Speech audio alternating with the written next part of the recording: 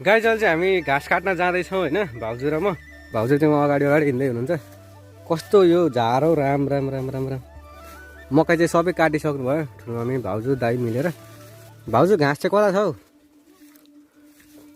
भाउजू चाहिँ डोको सोको कचिया बोकेर रेडी हुनुहुन्छ। हेलो गाइस, सन्चै हुनुहुन्छ? म एकदमै सन्चै छु। आज मेरो काम घाँस काट्ने हेर्नु, यही हो हाम्रो बारी होइन गाइस।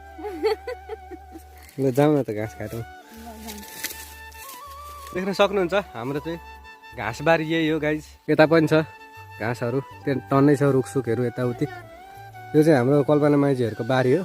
यो रुखसुख सबै माइजीहरूकै हो। कसरी घाँस काट्छु तपाईँहरूलाई देखाउने छु।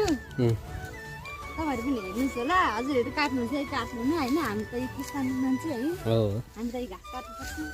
यसरी चम्चम लाएर अहिले चाहिँ यस्तो खरान भएको छ। आज 4-5 दिन भयो भ्लग बनाएको पनि हुनुहुन्छ र मलाई पनि मनपर्छ, मेरो पनि बनाइदिनु हुँदैछ।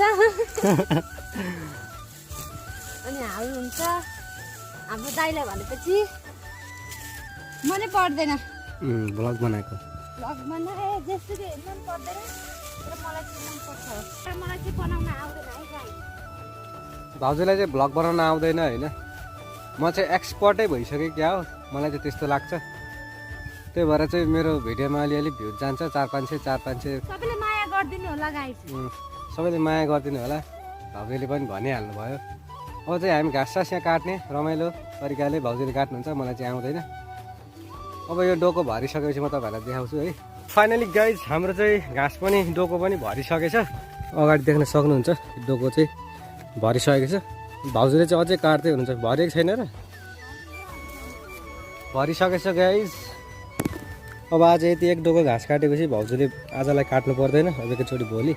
अब बाख्रा साख्रा पनि मजाले अगाउँछ, खान्छन्। अनि बाख्राले पुसीले खाएपछि चाहिँ मोटाउँछ राम्रो। चाहिने बेच्दाखेरि पनि दाम जान्छ अरे क्या। सो त्यही हो गाइस। अब चाहिँ भाउजू हिँड्दा हिँड्दै कहाँ पुग्यो म।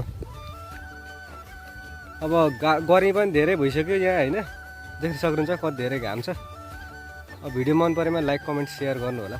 Thank you so much for watching. Bye by.